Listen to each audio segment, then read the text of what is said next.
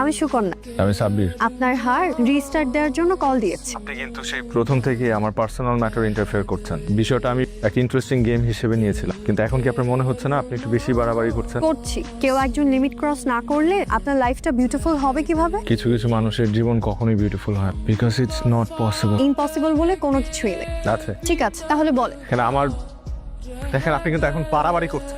Phone রাখেন আপনি। মানুষ এমন বাজে আচরণ করতে পারে? আমি যার ভালো চাইলাম সে এমন বাজে আচরণ কিভাবে করলো? একটু আমি মালদার। বেশি খারাপ ব্যবহার করে ফেলছি, একদম ঠিক হয় না। একটা সরি বলা দরকার।